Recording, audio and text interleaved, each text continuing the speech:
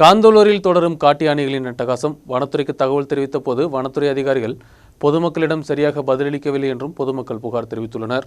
காந்தலூரில் தொடரும் காட்டு யானையின் அட்டுழியம். இரவு பகல் பாராமல் தான் காட்டு யானைகள் மக்கள் வசிக்கும் பகுதியில் இறங்கி பீதி ஏற்படுத்துவது. வனத்துறை அதிகாரிகளை அழைத்தாலோ அவர்கள் கூறும் பதில் இவ்வாறு: டீசல் அடிக்க பணம் கிடையாது, அரசு பணம் கொடுப்பதில்லை, அதனால் வர இயலாது. மக்களின் உயிருக்கும் உடைமைக்கும் பாதுகாப்பு தரக்கூடிய அதிகாரிகளின் மெத்தனமான போக்கு இங்கு அவர்களின் வாக்காக வெளிவருகிறது. கடந்த தினம் ரிசோர்ட்டிற்கு முன்பாக வந்த காட்டு யானை அதிகாலை 5:45 மணிக்குத்தான் திரும்ப சென்றது. பால் வாங்க வெளியில் இறங்கிய ரிசோர்ட் ஊழியர் ரமேஷ் நூல் இலையில்தான் உயிர் தப்பியது. காட்டு யானை அட்டுழியத்தில் தீர்வு காண வனத்துறை தேவையான நடவடிக்கை எடுப்பதில்லை என்ற குற்றச்சாட்டுடன் மறையூர் சிபிஎம் ஏரியா செயலாளர் ஸ்ரீனிவாசன் வனத்துறை அதிகாரிகளுக்கு எதிராக கடுமையான വിമർശനங்களை മുൻവയ്ത്തുള്ളാർ. മെനഞ്ഞാന്ന് രാത്രി മുതൽ ആനശല്യം രാത്രിയിൽ മുഴുവൻ ഇവിടുത്തെ വാഴയും അതുപോലെ തന്നെ സ്ഥലങ്ങളെല്ലാം നശിപ്പിച്ചുകൊണ്ടിരിക്കുന്ന ഒരവസ്ഥയിൽ ഞാൻ പല പ്രാവശ്യം ഫോറസ്റ്റ് ഓഫീസിൽ വിളിച്ച് പറഞ്ഞു.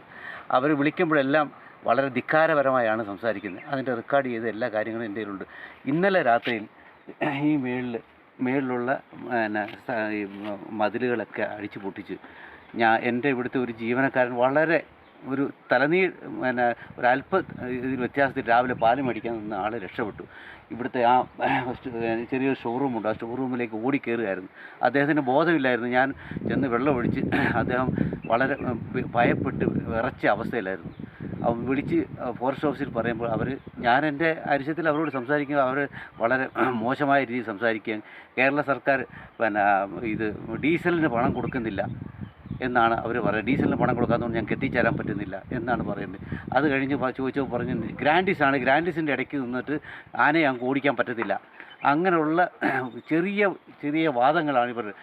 ഞങ്ങൾക്ക് ജീവന് യാതൊരു ഇതുമില്ലാത്ത ഒരു സാഹചര്യമാണ്. കാന്തല്ലൂർ മുഴുവനും കാന്തല്ലൂർ ആന ബൈക്കുകാരെ റിസോർട്ടിൽ ജീവിക്കുന്ന റിസോർട്ടിൽ വരുന്ന ഗസ്റ്റുകളെ ഇവർക്ക് ഗസ്റ്റ് കിടക്കുന്ന തൊട്ടടുത്ത റൂമാണിത്. ഈ റൂമിലാണ് ആന വന്ന് കയറിയത്. അപ്പോൾ ഇങ്ങനെയുള്ള അവസ്ഥയിൽ ഇത് ഫോറസ്റ്റ് ഡിപ്പാർട്ട്മെൻറ്റ് ഇതിനെതിരെ ഒരു ശക്തമായ നിലപാട് ചെയ്തില്ലെങ്കിൽ ഞങ്ങൾക്ക് എല്ലാവർക്കും ജീവിക്കാൻ പറ്റത്തില്ല. വേറെ ഒരു മാർഗ്ഗമില്ല. കാന്തല്ലൂരിൽ പച്ചക്കറിയില്ല. தொடர்ந்து மெத்தனமாக வனத்துறையினர் பரிசோதனை செய்ய வந்தபோது பொதுமக்கள் தடை செய்து வைத்தனர். மறையூர் சிபிஎம் ஏரியா செயலாளர் ஸ்ரீனிவாசனின் தலைமையிലുള്ള സംഘംதான் വനത്തുറയിനെ തടുത്തു வைத்தது.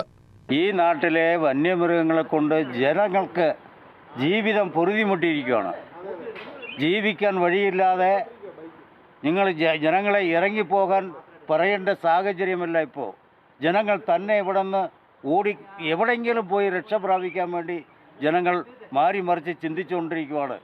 സ്വത്തിനും ജീവനും രക്ഷയില്ലാത്ത നിലയിലാണ് ഇവിടെ ഉണ്ടായിക്കൊണ്ടിരിക്കുന്നത്. ഇവിടുത്തെ മേലുദ്യോഗസ്ഥന്മാരെ ഒരു 2,40,00,000 രൂപ 4-5 വർഷമായിട്ട് ഇവിടുത്തെ DFO വച്ചിരിക്കുകയാണ്. ഈ വണ്ണാന്തറ മേഖല മുതൽ ഈ ഫോറസ്റ്റും റവന്യൂവും ഈ അതിർത്തി തീരുന്ന സ്ഥലത്ത് ഈ സോളാർ വേലി പണിയാൻ വേണ്ടിയിട്ട് അത് ഞങ്ങളിവിടെ വന്നിട്ട് ഒരു പ്രശ്നം ഉണ്ടാക്കുമ്പോൾ നാളെ ടെൻഡർ കൊടുക്കാമെന്ന് പറയും. നാളിതുവരെ ഈ സംവിധാനത്തിന് ഒരു മാറ്റം ഉണ്ടായിട്ടില്ല.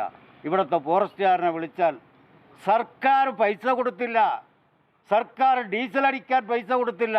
ഞങ്ങളെങ്ങനെ ഉരുട്ടിക്കൊണ്ട് വന്നാൽ മതിയോട് വന്നാൽ ചോദിക്കുന്നത് സർക്കാർ ഉദ്യോഗസ്ഥൻ സർക്കാരിനെ തരം താഴ്ത്താൻ വേണ്ടിയിട്ട്, സർക്കാരിനെ ഇടിച്ചു കാണിക്കാൻ വേണ്ടിയിട്ട് ഈ ഉദ്യോഗസ്ഥന്മാർ കാണിക്കുന്ന ഈ തെമ്മാടിത്തരത്തിനെ അതിരി വരുത്താതെ സർക്കാർ ഇനി മുമ്പോട്ട് പോകാൻ പറ്റാത്ത സാഹചര്യമാണ്.